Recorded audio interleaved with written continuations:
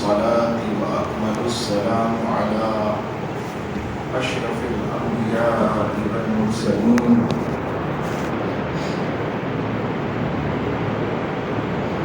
وعلى آله الطيبين الطاهرين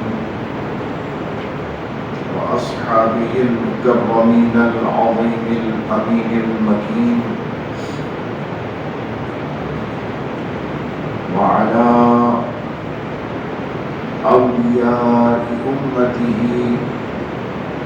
وعلماء ملته وفقراء طريقته وشهداء محبته أجمعين.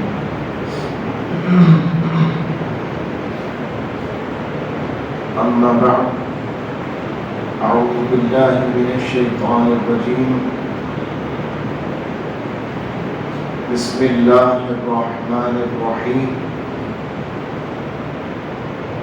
قل لا أسألكم عليه أجرا إلا المودة في القربى. صدق الله مولانا العظيم وصدق رسوله النبي الكريم. قال النبي صلى الله عليه وسلم: حسين مني وأنا من حسين، أو كما قال عليه الصلاة والسلام. عقیدت و محبت سے درود پاک کا نذرانہ پیش فرمائیے. اللهم صل على سيدنا ومولانا محمد معدن الجود والكرم وآله وبارك وسلم صلاة وسلاما عليك يا سيدي یا خاتم النبیین.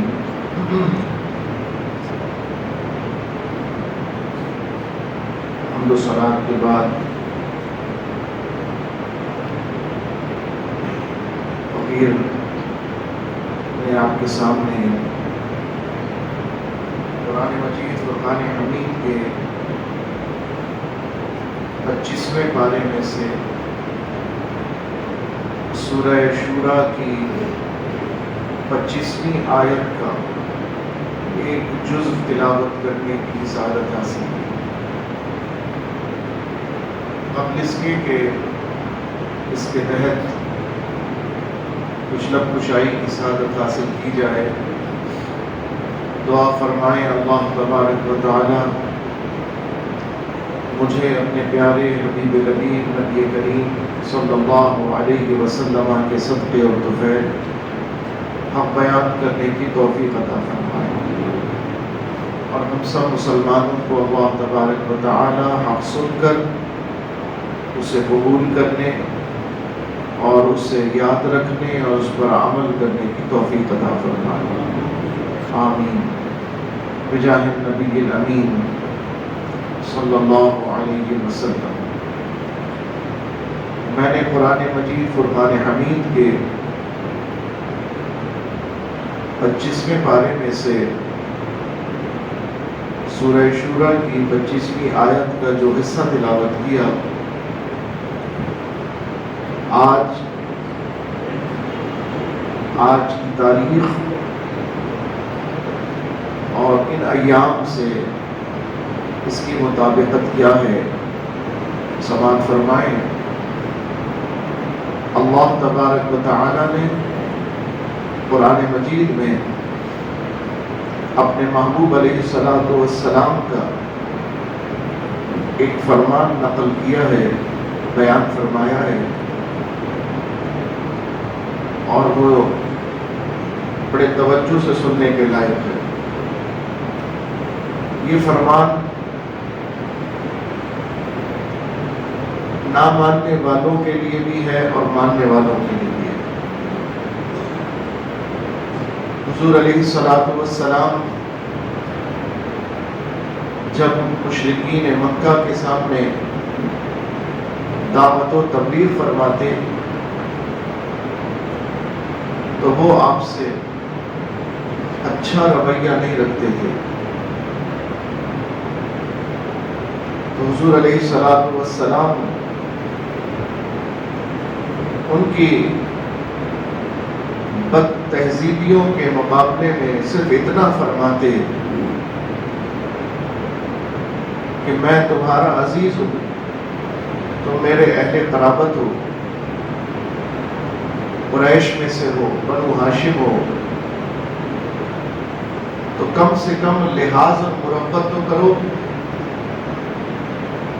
میرا خیال تو کرو، میں بھی کسی خاندان سے ہوں، کسی قبیلے سے ہوں، تم لوگوں کو کم از کم اتنا لحاظ تو ہونا چاہیے کہ میں تم سے نہ کسی صلے کی طلب رکھتا ہوں، نہ کسی ستائش کی طلب رکھتا ہوں، میں تو اللہ کی عطا کردہ جو ڈیوٹی ہے میں وہ کرتا ہوں، تم اس کو مانو یا نہ مانو، کم از کم میرا اور میرے گھر والوں کا خیال تو کرو، لحاظ تو کرو، اتنی مربت تو کم سے کم برتو۔ یہ تو تھی نہ ماننے والوں سے بات، اور جو ماننے والے یعنی صحابہ کرام، ان سے حضور علیہ السلام یہ فرماتے کہ میرے آنے سے اللہ تبارک و تعالی نے تمہیں جو بے اندازہ نعمتیں عطا کی ہیں، میرے سبب سے تم پر جو رحمتوں کے دروازے کھول دیے ہیں، اور میری وجہ سے تم سے جو مشکلات کو دور کر دیا، تمہیں ہدایت کا رستہ عطا کیا، تمہیں ایمان عطا کیا، تو میں تم سے اس کام پر، ان نعمتوں کے اظہار پر جو میری وجہ سے اللہ نے تمہیں عطا کی، میں تم سے کوئی صلہ نہیں مانگتا، میں تم سے کوئی ریٹرن نہیں مانگتا، میں تم سے کوئی پیسے، کوئی معاوضہ اس کا طلب نہیں کرتا، لیکن ایک بات میں تم سے اس کا مطالبہ کرتا ہوں کہ میرے اہل بیت سے محبت کرو۔ اب اس بات کو قرآن نے یہاں جو میں نے تلاوت کیا وہ یوں بیان کیا، قُلْ لَا أَسْأَلُكُمْ عَلَيْهِ أَجْرًا، اے محبوب آپ فرما دیجئے کہ میں تم سے اپنی خدمات دینیہ کا کوئی معاوضہ طلب نہیں کرتا، میں اس تبلیغ کا تم سے کوئی صلہ نہیں مانگتا، الا سوائے اس کے المودۃ فی القربہ، کہ میرے گھر والوں سے، میرے اہل بیت سے، میرے اہل قرابت سے تم نے پیار بھی کرنا ہے، محبت بھی کرنا ہے اور وفا بھی کرنی ہے۔ اب اس حکم قرآن کی روح سے علماء نے فرمایا یہاں حکم وجوب ہے، یعنی اہل قرابت کی محبت، حضور علیہ السلام کے اہل قرابت کی محبت، حضور علیہ السلام کے گھر والوں کی محبت، اور حضور علیہ السلام کے اہل بیت کی محبت پوری امت مسلمہ پر واجب ہے، لازم ہے۔ اور اگر کوئی شخص اس حکم قرآن کو سننے کے باوجود حضور علیہ السلام کے اہل قرابت سے محبت نہ کرے یا محبت محسوس نہ کرے، ایک ہے نہ کرنا، ایک ہے دل میں محبت کا نہ ہونا۔ اگر کسی کلمہ گو ہونے کے باوجود دل محبت اہل بیت سے خالی ہے تو یہ بڑے خطرے کی علامت ہے، گویا کہ اس میں ایمان بھی خطرے کے اندر ہے۔ اس کی وجہ یہ ہے کہ یہ قرآن کے حکم کے بھی خلاف ہے، اللہ کے فرمان کے بھی خلاف ہے، نبی کریم علیہ السلام کی چاہت کے بھی خلاف ہے، اور ان سب کے خلاف جو ہوگا کیا وہ صاحب ایمان ہوگا؟ جو اللہ کی منشا کے خلاف ہو، جو حضور علیہ السلام کی رضا کے خلاف ہو، جو قرآن کے حکم کے خلاف ہو، بھائی وہ ایمان کہاں سے ہوگا؟ وہ خود اندازہ لگائے کہ وہ صاحب ایمان ہو بھی سکتا ہے کہ نہیں۔ تو اب اہل اسلام پر آپ نے یہ حکم سن لیا قرآن کا، تو آپ کو آج سے پہلے بھی پتا ہوگا، لیکن آج یہ بات دہرا دی گئی اور اس بات کا اعادہ کر دیا گیا کہ ایمان جس طرح اللہ کی توحید کا نام ہے، ایمان جس طرح حضور علیہ السلام کی رسالت اور ختم نبوت کی گواہی کا نام ہے، اسلام جس طرح ملائکہ پر یقین رکھنے کا نام ہے، اسلام ایمان جس طرح انبیاء سابقین پر ایمان لانے کا نام ہے، اور ایمان جس طرح تقدیر پر یقین رکھنے کا نام ہے، ایمان جس طرح مرنے اور مرنے کے بعد دوبارہ زندہ اٹھائے جانے پر یقین رکھنے کا نام ہے، اور ایمان قیامت کے دن پر یقین رکھنے کا نام ہے، جنت اور دوزخ پر یقین رکھنے کا نام ہے، ملائکہ پر یقین رکھنے کا نام ہے، کتب سابقہ پر یقین رکھنے کا نام ہے، اسی طرح ایمان اہل بیت سے محبت کا نام ہے۔ ایسا نہیں ہے کہ کوئی تفریق کرے کہ ہم تو اللہ پر ایمان لائے، رسول پر ایمان لائے، ملائکہ پر ایمان لائے، کتابوں پر ایمان لائے، تقدیر پر ایمان لائے، مرنے کے بعد زندہ اٹھائے جانے پر ایمان لائے، حساب و کتاب پر ایمان لائے، جنت و دوزخ پر ایمان لائے، لیکن ہم صحابہ کو نہیں مانتے یا ہم اہل بیت کو نہیں مانتے۔ تو یاد رکھو، اگر کوئی شخص ایسا گمان رکھتا ہے تو وہ اتنے ایمان کا اظہار کرنے کے باوجود بھی صاحب ایمان نہیں ہے۔ صاحب ایمان ہونے کے لیے جس طرح آمنت باللہ وملائکتہ وکتبہ ورسلہ والیوم الآخر والقدر خیرہ وشرہ من اللہ تعالی والبعث بعد الموت، جس طرح ایمان کے اظہار کے لیے ان سب پر یقین رکھنا ضروری ہے، شاید ان سے بڑھ کر پہلے اللہ کے محبوب کی محبت اور ان کے اہل بیت کی محبت ہے۔ کیونکہ اگر محبوب دو جہاں صلی اللہ علیہ وسلم کی محبت نہیں تو نہ اللہ پر ایمان لانے کا کوئی دعویٰ قابل قبول، نہ باقی کسی اور بات پر ایمان لانے کا دعویٰ قابل قبول۔ اگر حضور کی محبت کو درمیان سے نکال دیا جائے تو پھر کیا بچتا ہے؟ ایمان نہیں بچتا، دعویٰ بچتا ہے مگر ایمان نہیں۔ جس طرح حضور علیہ السلام کی محبت بنیادی ایمان ہے، اساس ایمان ہے، اصل ایمان ہے، جزو ایمان نہیں ہے، اصل ایمان ہے۔ پہلے حضور سے محبت ہوگی تو سب سے محبت ہوگی۔ حضور کی محبت اصل ہے، حضور کی پہچان اصل ہے، تبھی دعویٰ دیگر کا کام آئے گا۔ اس کو یوں سمجھ لیں کہ یہود، نصارہ یا کوئی بھی موحد ہونے کا دعوے دار لا الہ الا اللہ کر رہا ہے اور ساری زندگی پڑھے، موحد نہیں ہوگا۔ وہ شرک نہ کرے، اللہ کا کلمہ پڑھے، کہے کہ اللہ کے سوا کوئی عبادت کے لائق نہیں، اور میں گواہی دیتا ہوں کہ اللہ ہی عبادت کے لائق ہے، ساری زندگی سے اتنا کہے، بارگاہ خداوندی میں بھی اور بارگاہ رسالت میں بھی وہ صاحب ایمان نہیں کہلائے گا۔ صاحب ایمان کہلانے کے لیے ساری زندگی کا لا الہ الا اللہ پڑھنا ایک طرف اور ایک دفعہ محمد رسول اللہ پڑھنا ایک طرف ہے۔ صاحب ایمان ہونے کے لیے، حضور علیہ السلام پر ایمان لانے کے لیے، محمد رسول اللہ صلی اللہ علیہ وسلم، اس کا اظہار لازم و ملزوم ہے۔ اس فلسفے کو سمجھیے اور اس بات کو سمجھیے۔ حضور پاک کا نذرانہ پیش فرمائیں۔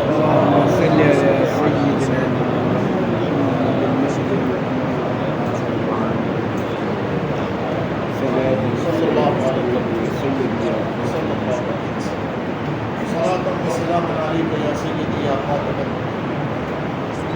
اب یہ مسئلہ جب سمجھ میں آ جائے گا تو ہمیں اپنے ایمان کی ترتیب سمجھ میں آ جائے گی۔ ترتیب ایمان، اصل ایمان اور درست ایمان انہی کا ہے جو اللہ پر بھی ایمان لاتے ہیں، جو رسولوں پر بھی ایمان لاتے ہیں، جو کتابوں پر بھی ایمان لاتے ہیں، جو جنت و دوزخ پر بھی ایمان لاتے ہیں، جو تقدیر کے بھی ماننے والے ہیں، جو مرنے کے بعد دوبارہ اٹھائے جانے کے بھی ماننے والے ہیں، اور ایمان اس پر بھی رکھتے ہیں کہ جو اللہ تبارک و تعالی نے اپنے محبوب علیہ الصلوۃ والسلام کی محبت ہم پر لازم کی ہے، کہ ایمان اس محبت کے بغیر ہوتا ہی نہیں ہے۔ لا یؤمن احدکم حتی اکون احب الیہ من والدہ وولدہ والناس اجمعین، تم میں سے کوئی مومن ہو ہی نہیں سکتا جب تک میں اس کے نزدیک دنیا کے ہر شخص سے زیادہ پیارا نہ ہو جاؤں۔ یہ صاحب ایمان ہونے کی اصل دلیل ہے۔ اس میں حضور کی محبت اصل ایمان ہے، اور قرآن نے حضور علیہ السلام کی محبت کے ساتھ ساتھ حضور کے اہل بیت کی محبت بھی ہم پر لازم قرار دی۔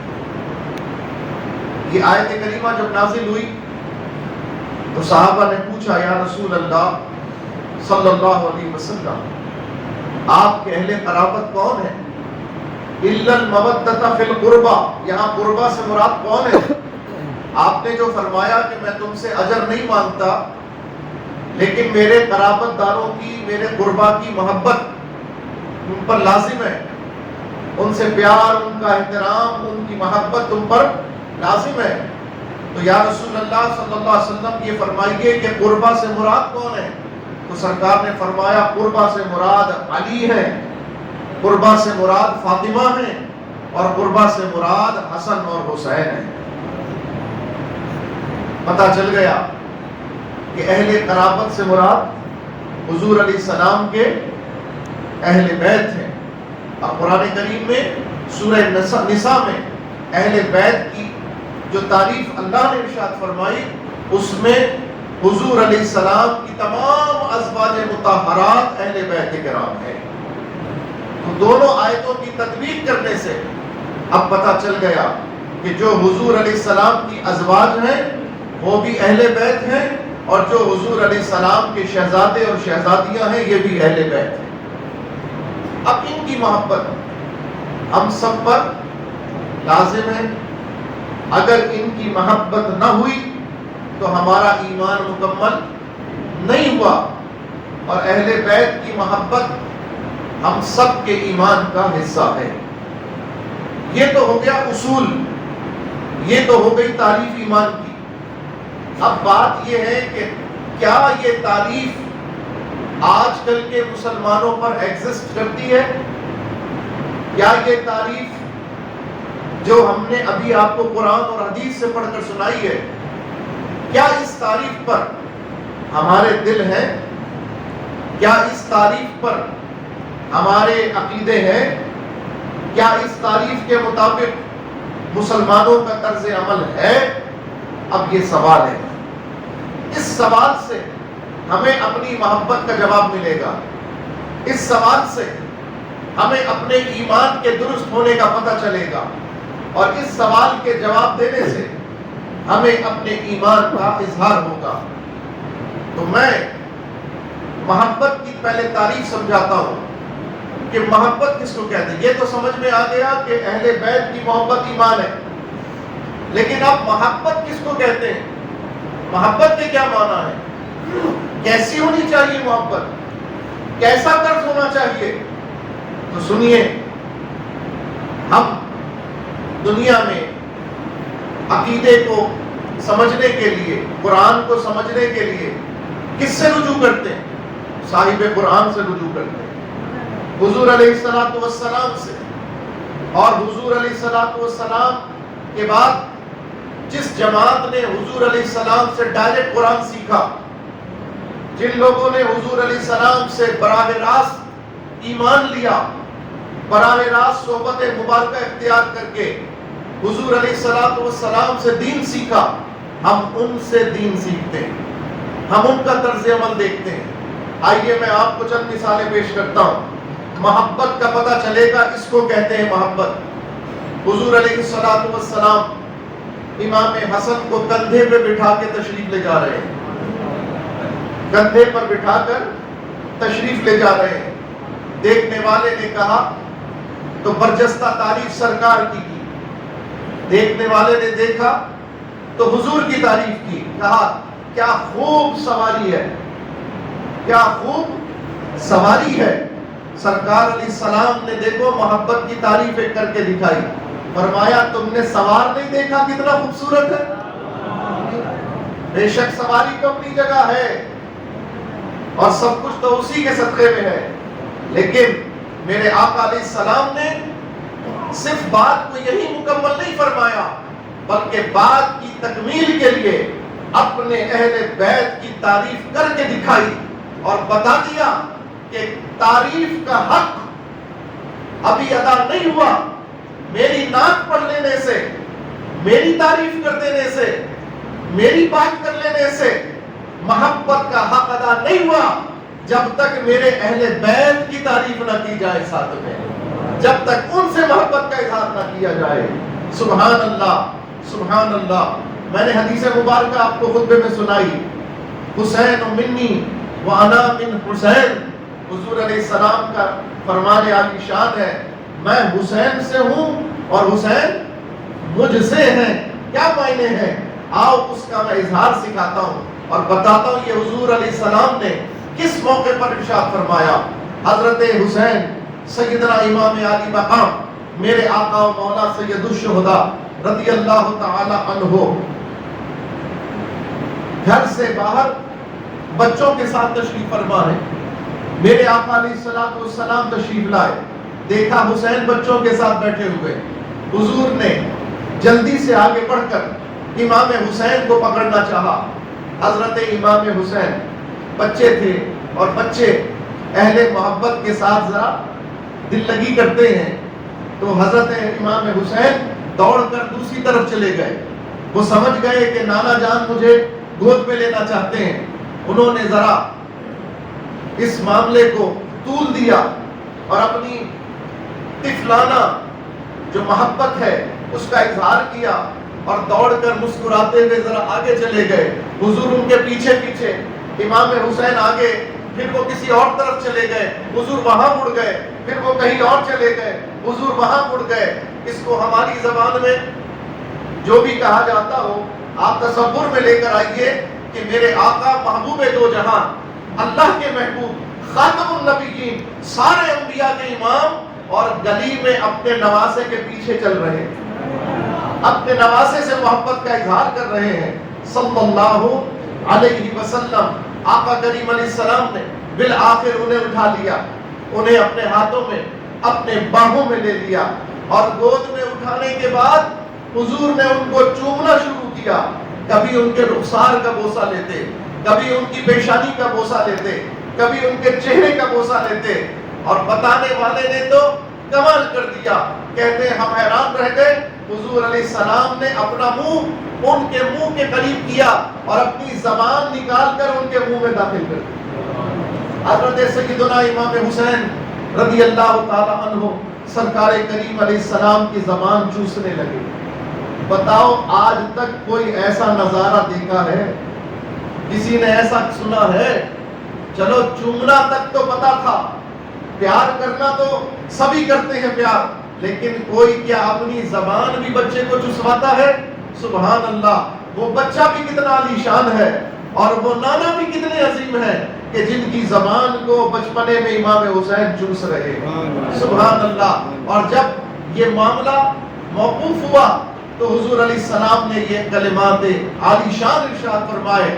آپ نے سب کی طرف دیکھ کر فرمایا حسین منی وانا من حسین، حسین مجھ سے ہے اور میں حسین سے ہوں۔ بات یہی ختم نہیں ہوئی، سرکار نے دعا فرمائی، اے اللہ میں حسین سے محبت کرتا ہوں، تو بھی اس سے محبت فرما، اور جو میرے حسین سے محبت کرے مولا تو اسے بھی اپنا محبوب بنا۔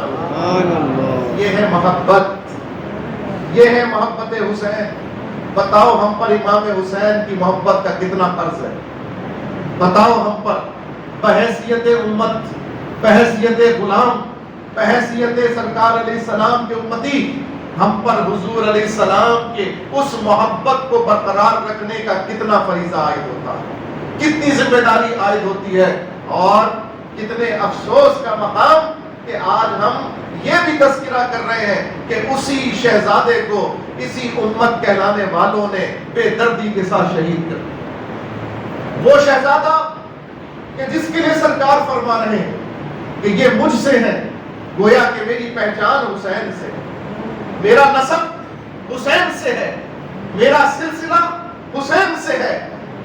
حضور علیہ السلام کی گود میں حسین بھی بیٹھے ہیں، حضور علیہ السلام کی ایک گود میں دائیں طرف امام حسین ہے، بائیں پہلو پہ حضور کے سگے بیٹے حضرت سیدنا ابراہیم بیٹھے ہوئے، حضور کے اپنے بیٹے، ایک طرف بیٹی کا بیٹا ہے اور ایک طرف اپنا بیٹا ہے۔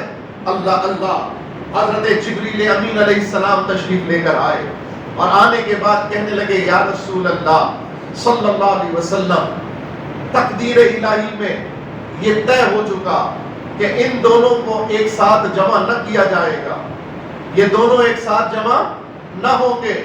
اب آپ ان میں سے انتخاب فرما لیں، اب آپ ان میں سے انتخاب فرما لیں۔ سبحان اللہ، کمال ہے محبت۔ بتاؤ، سگا بیٹا بیٹھا ہوا ہے گود میں، اپنا خون سگا بلا واسطہ خون بیٹھا ہوا ہے، اور حسین تو واسطے سے خون ہے، حسین بیٹی کے بیٹے ہیں، لیکن حضور علیہ السلام نے فرمایا، میں نے ابراہیم پر حسین کو مقدم کر دیا، میں نے ابراہیم پر حسین کو مقدم کیا۔ اللہ اللہ، راوی کہتے ہیں جب کبھی حضور علیہ السلام امام حسین کو دیکھتے تو فرماتے، حسین تم وہ ہو جن پر میں نے اپنا بچہ قربان کر دیا، حسین تم وہ ہو جن کی محبت پر میں نے اپنا بچہ قربان کر دیا۔ سبحان اللہ۔ اب آپ اندازہ لگائیے کہ محبت رسول کا کیا عالم ہے، حضور علیہ السلام ان سے الفت کا کیا عالم ہے۔ تو بتاؤ غلامان مصطفیٰ، کیا ہم پر حضور کی محبت سے محبت کرنا واجب نہیں ہے، لازم نہیں ہے؟ کیا حضور علیہ السلام جن سے محبت کریں وہ ہمارے محبوب نہیں ہونے چاہیے؟ جن سے حضور علیہ السلام پیار کریں ہمیں دنیا میں سب سے پیارا وہ نہیں ہونا چاہیے؟ نہیں جناب، ایمان کا تقاضا تو یہی ہے، جس سے محبوب و محبت کریں بس وہ ہمارے لیے دنیا میں سب سے پیارا ہونا چاہیے، اس سے ہمیں سب سے زیادہ محبت ہونی چاہیے۔ اب سب مان تو رہے، لیکن اس محبت کا اظہار مسلمانوں دکھتا بھی ہے کہ نہیں؟ محبت کا اظہار کئی طریقوں سے ہوتا ہے، محبت کا اظہار کئی طریقوں سے ہوتا ہے۔ سب سے پہلا طریقہ محبت کا اظہار، کیسے پتا چلے کہ آپ کو امام حسین سے محبت ہے؟ یہ کیسے معلوم ہو؟ 10 محرم کو روزہ رکھتے ہیں، کسی مجلس میں سنیوں کی، اہل سنت کی، درست عقیدہ رکھنے والوں کی، کبھی چلے گئے، جاتے ہیں کبھی کسی محفل کے اندر، کیا کام کرتے ہیں ہم محبت حسین کے لیے؟ کیسے بتائیں کہ ہمیں محبت ہے امام حسین سے؟ ہے کوئی ہمارے پاس دلیل؟ ہے کوئی ہمارے پاس ایسا انداز؟ بتائیے، کبھی آپ نے اپنے اولاد کو بٹھا کے امام حسین کی محبت سکھائی؟ کبھی آپ نے اپنے بچوں کو بٹھا کے امام حسن و حسین کی سیرت پڑھائی؟ کبھی آپ نے اپنے گھر والوں کو، باہر کو چھوڑیے، اپنے گھر کے اندر اپنے بچوں کو امام حسن و حسین کے کارنامے بتائے، ان کی زندگی کی جو شان ہے اس شان سے ان کو آگاہ کیا؟ بتائیے، پھر آپ دعویٰ محبت امام حسین کریں؟ سچا ہے؟ سوچئے ذرا تھوڑی دیر کے۔ تو محبت امام حسین یہ تو مان لیا کہ ہونی چاہیے، کرنی چاہیے، ایمان کا تقاضا ہے، واجب ہے ہم پر، حضور نے کر کے دکھائی، سب کچھ مان لیا، بتاؤ کیا کیا؟ یہ سوال ہے امت مسلمہ کا۔ ایک گروہ ہم میں سے ہی نکلا، اس نے محبت حسین کا اظہار دوسرے انداز سے کرنا شروع کیا، اور ایسا کر گئے کہ اعتدال کی راہ سے ہٹ گئے، اسلام کے جو حدود ہے، شریعت کی جو پابندی، اس سے باہر چلے گئے۔ نہ وہ ہمارے لیے مثال، اور نہ ہمارا طرز عمل ہمارے لیے مثال، نہ یہ انداز ہمارے لیے مثال، نہ وہ انداز ہمارے لیے مثال۔ حسین سے محبت ہو تو محبت حسین کا پہلا نظارہ اور دلیل یہ ہے کہ دنیا میں ایک مقولہ ہے، جس سے انسان محبت کرتا ہے اس کی باتوں سے پتہ چل جاتا ہے کہ اسے کس سے محبت ہے۔ بولیے، آپ کا کوئی محبوب ہو، آپ کا کوئی آئیڈیل ہو، آپ کا کوئی چہیتا ہو، آپ کا کوئی بہت ہی محبوب ہو، یہ بتاؤ دنیا کو پتہ چل جائے گا کہ نہیں پتہ چل جائے گا؟ آپ کس سے پیار کرتے ہیں؟ آپ نے کس کو آئیڈیل بنایا ہے؟ آپ نے کس کی محبت اپنے دل میں بسائی ہے؟ بولیے، کیسے پتہ چلتا ہے؟ آپ کے منہ سے پتہ چلتا ہے، آپ کے انداز سے پتہ چلتا ہے، کیونکہ آپ جب بیٹھیں گے اسی کا تذکرہ کریں گے، آپ جس محفل میں ہوں گے اسی کی بات کریں گے، آپ جہاں جائیں گے اسی کا نام لیں گے۔ تو اتنا تذکرہ کرنا، اتنی بات کرنا اور نام لیتے رہنا، لوگوں کو پتہ چل جائے گا بھائی وہ کوئی خاص ہے جس سے یہ اتنا نام لیتا ہے، اتنا ذکر کرتا ہے، اتنا چرچا کرتا ہے، تو یقیناً یہ اس سے سب سے زیادہ محبت کرتا ہے۔ آپ اپنے والد سے محبت کرتے ہیں اور ان کو آئیڈیل بنایا ہوا ہے، آپ نے بہت محبت کرتے ہیں۔ ایک تو روایتی باپ بیٹے کی محبت تو ہوتی ہے، کہنے کی بات نہیں ہوتی، لیکن آپ ایسی محبت کرتے ہیں کہ دنیا سمجھ لیتی بھائی یہ دنیا میں سب سے زیادہ اپنے باپ سے پیار کرتا ہے۔ بولیے کیسے پتا چلے گا؟ جب دوستوں میں بیٹھیں گے اپنے والد کی بات کریں گے، جب گھر میں بیٹھیں گے ابا کا تذکرہ، جب لوگوں سے ملیں گے کوئی مثال دینی ہوگی تو کس کی دیں گے؟ باپ کی مثال دیں گے۔ کوئی کہانی سنانی ہوگی والد کی کہانی سنائیں گے۔ یعنی ہر بات میں آپ کی زبان پر جس کا تذکرہ آئے یقیناً وہ آپ کو سب سے پیارا ہوتا ہے، وہ آپ کا سب سے محبوب ہوتا ہے، وہ آپ کے سب سے قریب ہوتا ہے۔ تو دنیا کے اس مقولے سے یہ ثابت ہوا کہ محبت کا اظہار بیان سے ہوتا ہے، محبت کا اظہار زبان سے ہوتا ہے، محبت کا اظہار کہنے سے ہوتا ہے۔ یعنی انسان جس سے پیار کرتا ہے اکثر اسی کا تذکرہ کرتا ہے، اکثر اسی کی بات کرتا ہے۔ تو اگر ہم مسلمانوں کے نشست و برخاست میں، مجلس میں، بیٹھک میں، دوستوں میں، صحبت میں اگر ہمارے تذکرے زبان پر امام حسن و حسین کے ہوں گے تو پھر ہمارا محبت کا دعویٰ سچا ہوگا۔ یہ پہلی علامت ہے، یہ محبت کی پہلی علامت ہے۔ دوسری علامت، بھائی سمجھ میں آئی علامت کہ نہیں آئی ہے؟ درست بات ہے کہ نہیں ہے؟ اگر محبت ہے تو چرچا بھی انہی کا ہوگا، اگر محبت ہے تو تذکرہ بھی انہی کا ہوگا، اگر محبت ہے تو بات بھی انہی کی ہوگی۔ سبحان اللہ! ارے بات ہو یا نہ ہو، کوئی نام لے لے تو چہرہ کھل جائے گا، چہرہ کھل جائے گا۔ ارے کیا بات ہے، کس کا نام لے لے۔ میں نے دیکھا لوگوں کو، میں نے دیکھا ہے لوگوں کو کہ حضور کا نام آ جائے، سرکار علیہ السلام کا نام آ جائے، آنکھوں میں آنسو آ جائے۔ رونے کی کوئی بات نہیں ہوتی، لیکن محبت کا ایسا تقاضا ہے، ادھر نام نامی اس میں گرامی آیا اور ادھر آنکھوں میں آنسو آ گئے۔ یہ محبت کی علامت نہیں تو کیا ہے؟ محبت کی علامت ہے نا۔ اچھا، یہ پہلی علامت ہے اظہار زبان سے، اور دوسری علامت ہے انداز سے، کردار سے، سیرت سے، آپ کے عمل سے لگے کہ آپ کون ہیں، کس کے چاہنے والے ہیں، کس کی بات کرنے والے ہیں۔ اللہ اکبر! اکبر، اللہ اللہ۔ اگر میں آپ کو ان دونوں باتوں کو جمع کر کے کوئی ماڈل اور کوئی مثال بتانا چاہوں تو سبحان اللہ، ابھی دور نہیں گیا وقت، ہم نے ایک شخص کو دیکھا جس کو محبت رسول میں سزا دی جا رہی تھی، جس کا جرم تھا کہ اس نے عشق نبھایا، جس کا جرم تھا کہ اس نے عاشق ہو کر محبوب کے دشمن کو واصل جہنم کیا اور محبوب کی عزت پر پہرا دیا۔ ابھی چند عرصہ پہلے کی بات ہے جب اس کو یہ کہا گیا چلو اب تمہیں تختہ دار پر چلنا ہے، چلو اب تمہیں پھانسی دینی ہے، چلو اب تمہیں تمہارے انجام تک پہنچانا ہے، بظاہر دنیا کا آخری مرحلہ آ گیا۔ اللہ اکبر، ہم سب نے دیکھا کہ اس کے منہ پر جس سے محبت کا وہ دعویٰ کرتا تھا اس کی نعت بھی آ گئی اور ان کے اہل بیت کی منقبت بھی آ گئی۔ وہ ہے غازی ملک ممتاز حسین خاتون رحمت اللہ تعالی علیہ۔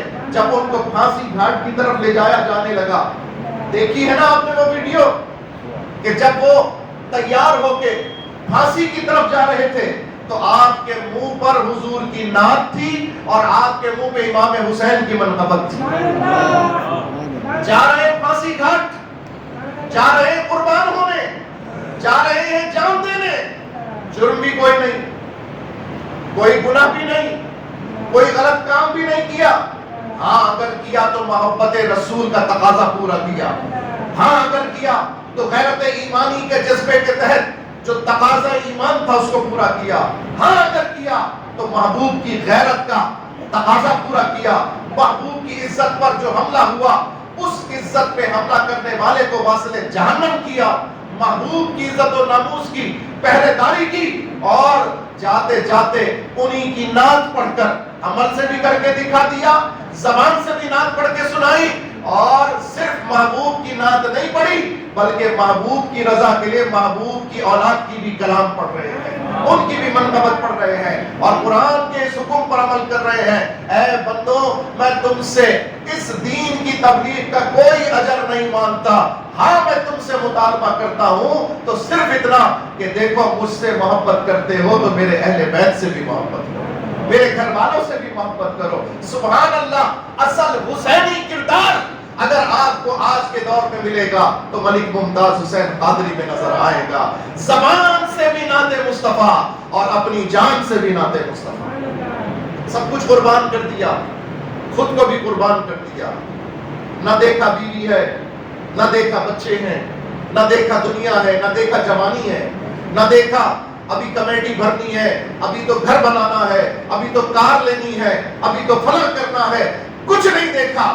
دیکھا تو یہ دیکھا محبوب کی محبت کا تقاضا کیا کہہ رہا، اس کو پورا کرنا اور اس کے پورا کرنے میں جھومتے ہوئے، نعت پڑھتے ہوئے، محبوب سے محبت کا اظہار کرتے ہوئے وہ اظہار زبان بھی کر گئے۔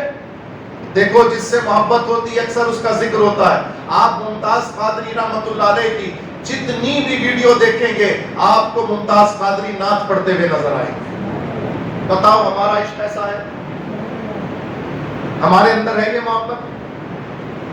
تو محبت حسین، محبت اہل بیت اس طرح نہیں کہ ہم نے آج صرف 10 محرم کے دن، 9 محرم کے دن ایک تقریر سن لی اور اس کے بعد آپ اپنی مستی میں گم ہو گئے، جا کر یوٹیوب پر لگ گئے، جا کر موبائل انٹرنیٹ پر لگ گئے، جا کر اپنے گھر باہر لڑائی جھگڑے، گالم گلوچ، تھڑے پر بیٹھنا، وہ تاش کھیلنا، وہ لوڈو کھیلنا، وہ دیگر فحش کاموں میں مبتلا ہو جانا یا بیکار اور فضول باتوں میں وقت ضائع کرنا، یہ ہے محبت امام حسین؟ یہ ہے محبت رسول؟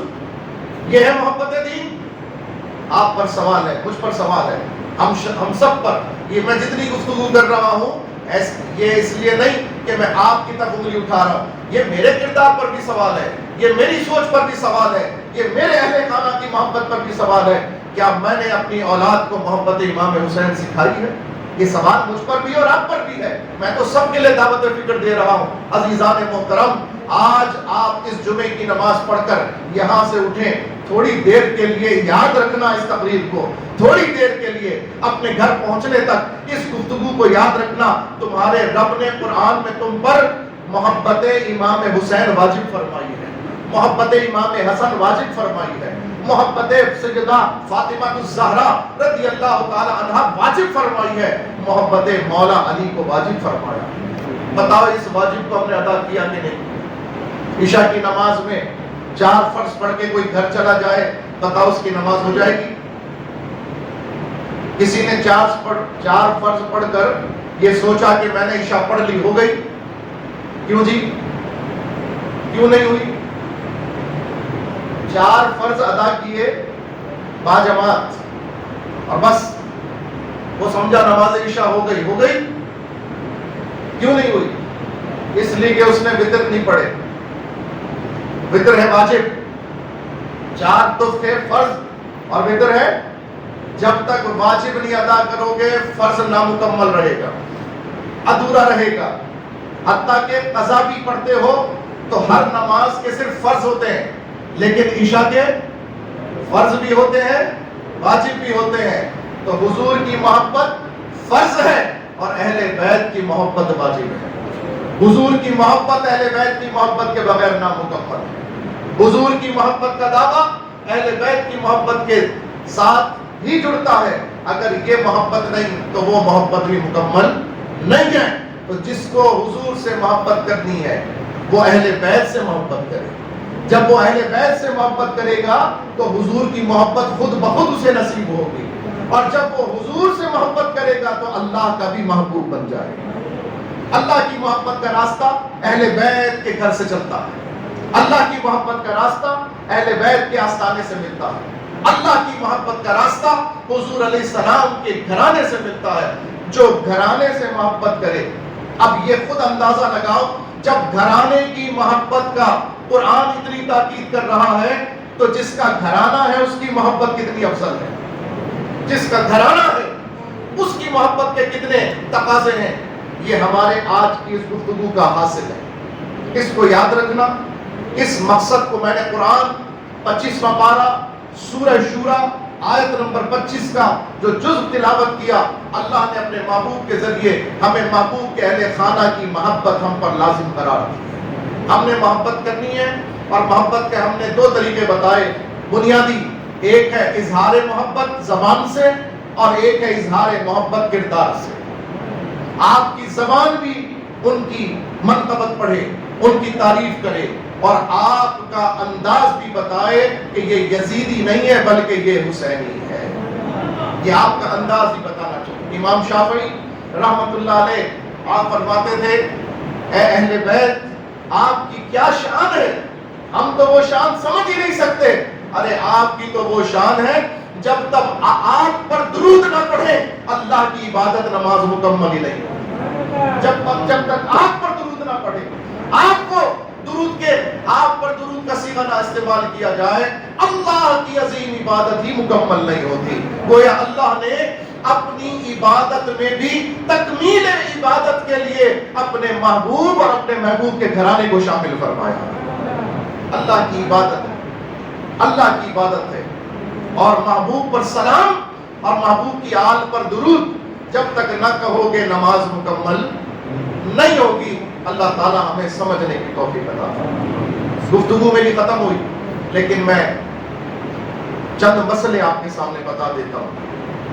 یہ محبت ہے، یہ قرآن ہے، یہ ہمارا ایمان ہے، یہ عقیدہ ہے۔ ہم اہل سنت ہیں، ہم اہل سنت ہیں، اور ہمارا عقیدہ یہ ہے، ہم اہل تشیع نہیں ہیں، ہم اہل سنت ہیں۔ اور اہل سنت وہ ہوتے ہیں، اہل سنت سے مراد سنت پر عمل کرنے والے، اور یہ حدیث مبارکہ سے یہ مفہوم ہمیں ملتا ہے۔ حضور علیہ السلام نے فرمایا میری امت میں 73 فرقے ہوں، 72 جہنمی، ایک فرقہ، ایک گروہ جنت میں جائے۔ یا رسول اللہ صلی اللہ علیہ وسلم، صحابہ نے عرض کی وہ جنتی گروہ کی نشانی کیا ہے، اس کی علامت کیا ہے، کیسے پہچانیں کہ وہ جنتی گروہ؟ فرمایا اس کی علامت یہ ہے کہ وہ میری سنت پر اور میرے اصحاب کے طریقے پہ عمل کرے گا، میری سنت اور میرے اصحاب کے طریقے پر عمل کرے گا۔ تو یاد رکھنا، اہل سنت وہ ہیں جو حضور کی سنت اور حضور علیہ السلام کے اصحاب و اہل بیت کے طریقے پر عمل کرتے ہیں۔ اب ان کا طریقہ محرم کے منانے کا کیا ایسا تھا جیسا آج اہل تشیع مناتے نہیں، ہماری تحقیق کے مطابق درست نہیں ہے. ہم اہل سنت کا عقیدہ، ہم اپنا عقیدہ بیان کر رہے ہیں، ہر ایک کو اپنا عقیدہ بیان کرنا ہے. یہ ہمارے عقیدے کی جگہ ہے، یہ ہماری مسجد ہے، ہم اپنا عقیدہ بتا رہے ہیں. یاد رکھو اہل سنت میں بھی ان کی صحبت کی وجہ سے یا میڈیا کے اثرات کی وجہ سے یا اطراف کی گیدرنگ کی وجہ سے وہ ان کی عقیدوں کے کچھ جھلک اہل سنت میں بھی آ گئی ہے. ہم اہل سنت ہو کر بھی جہالت کی وجہ سے ان 10 دنوں میں کالا کپڑا پہنتے، ان 10 دنوں میں کالا کپڑا پہنتے. یاد رکھنا امام اہل سنت امام احمد رضا فاضل بریلوی رحمۃ اللہ علیہ سے سوال ہوا کیا محرم کے دنوں میں کالا کپڑا پہننا چاہیے؟ آپ نے فرمایا کالا کپڑا پہننا منع نہیں ہے، لیکن محرم کے دنوں میں نہیں پہنو ورنہ تمہیں دیکھ کر بھی لوگ سمجھیں گے یہ اہل تشیع جا رہا. ان کی مشابہت سے بچنے کے لیے، کیونکہ یہ مذہبی طور پر مشابہت ہو گئی ہے. اب یہ کالا کپڑا محرم میں کون پہنتا؟ یہ علامت بن گئی نا. تو اس علامت سے ہم نے اپنے آپ کو بچانا. اسی طرح ایک جہالت اہل سنت میں یہ آ گئی کہ لوگ بھائی وقت تھوڑا زیادہ ہو رہا ہے لیکن چھٹی کا دن ہے، آپ بیٹھنا پسند کریں گے، بات سننا پسند کریں گے. یہ شرعی مسئلہ سمجھ لیجیے. میں اہل تشیع کے خلاف تقریر نہیں کر رہا، میں اپنے اہل سنت کو اپنا عقیدہ بتا رہا ہوں. آپ سمجھیے اپنا عقیدہ. ایک جہالت ہمارے اندر یہ آ گئی ہے کہ ہم میں سے کچھ کم علم جاہل طبقہ وہ پتہ نہیں کس روایتوں کو گھڑ کر نہ وہ حدیث کی کتابوں میں موجود نہ وہ تاریخ کی کتابوں میں موجود، مستند کتابوں میں نہیں، لیکن امام حسین کا فقیر بناتے، اپنے بچے کو خود بھی بنتے اور امام حسین کا فقیر بناتے، منت مانتے، ہرا کپڑا پہنا دیتے اور اس کو گھروں گھروں میں بھیک مانگنے کے لیے علامتی طور پر بھیک مانگنے کے لیے لے کر جاتے. اب تو یہ بہت کم ہو گیا لیکن جاہلوں کے طبقے میں یہ اب بھی موجود ہے. یاد رکھو یہ بھی حرام ہے. اسی طرح اہل سنت میں علم لگانا یہ اہل سنت کا وتیرہ نہیں ہے، یہ ہمارا طریقہ نہیں ہے. ہم پرچم اسلام لگانے کے ضرور قائل ہیں اور ہمیشہ سے قائل ہیں، جس میں لا الہ الا اللہ محمد رسول اللہ صلی اللہ علیہ وسلم لکھا ہو، تاجدار ختم نبوت زندہ باد لکھا ہو، لبیک یا رسول اللہ لکھا ہو، ہم اس کے قائل ہیں. لیکن محرم کے دنوں میں سیاہ پرچم لگانا یہ اہل سنت کا وتیرہ نہیں ہے، اس سے بچنا چاہیے. نمبر 4، یہ ہم اہل سنت میں یہ جہالت صحبت کی وجہ سے، دوستیاں ہونے کی وجہ سے، یہ ساتھ میں کھانے پینے کی وجہ سے ہمارے اندر بھی جہالت آ گئی کہ تعزیہ بناتے بھی ہیں، تعزیہ نکالتے بھی ہیں، پھر تعزیے کا جلوس دیکھنے بھی جاتے ہیں، اور سب سے بڑھ کر گمراہی کہ تعزیے کو مقدس سمجھ کر اس پر منت کا چڑھاوا چڑھاتے ہیں، ہاتھ میں دھاگا منت کا باندھتے ہیں اور تعزیے پہ 10 محرم کو اتار کے ڈالتے ہیں. امام اہل سنت اعلیٰ حضرت مجدد ملت سے جب عرض کیا گیا حضور ایسا کرنا کیسا، آپ نے فرمایا حرام حرام حرام ہے، شریعت اسلامیہ میں حرام ہے. اور یہ جو جہالت کی انتہا کہ اس دن عورتیں میلہ دیکھنے نکلتی ہیں، جیسے عورتیں تعزیہ داری کرنے نکلتی ہیں، یہ تو جہالت پر جہالت ہے، یہ تو حرام در حرام ہے. اللہ ہم سب کو ایسی حماقتوں سے محفوظ فرمائے. ہم اہل سنت کے لیے کیا ہونا چاہیے؟ نہ یہ سب چیزیں، نہ ماتم، نہ نوحہ. ہاں ذکر حسین کرو، جیسے ہم نے ابھی محبت حسین کی باتیں بتائی. محبت حسین درست روایات سے بیان کرو، صحیح احادیث سے بیان کرو، قرآن و حدیث کی روشنی میں بیان کرو، اپنا طرز عمل درست کرو. حضور علیہ السلام کا طرز عمل 10 محرم کا روزہ رکھتے اور ساتھ میں 9 محرم کو بھی ملا دیتے، یا تو 9 محرم جیسے آج، یا 10 کے بعد 11 محرم یعنی. اور کیوں؟ دیکھو ہم نے ابھی کہا کالا کپڑا پہنو گے، مشابہت کس سے ہوگی؟ ان سے ہوگی جو ماتم کرنے والے لوگ ہیں. تو ان سے مشابہت سے بچنے کے لیے منع کیا گیا. ان دنوں میں کالا کپڑا، ویسے کالا کپڑا پہن سکتے ہیں لیکن ان دنوں میں کالا کپڑا. اسی طرح سرخ کپڑا خارجیوں کی نشانی ہے، جو اہل بیت سے نفرت کرتے ہیں وہ خوشی میں سرخ پہنتے ہیں. ہم سرخ بھی نہیں پہنیں گے تاکہ کوئی ہمیں ناسبی نہ سمجھے. تاکہ کوئی ہمیں خارجی نہ سمجھے. اسی طرح میں نے بتایا ہرا کپڑا جاہلوں کی نشانی، اہل بدعت کی نشانی، ہم اس سے بھی پرہیز کریں گے. عزیزان گرامی، ہم اہل سنت کو کیا کرنا چاہیے؟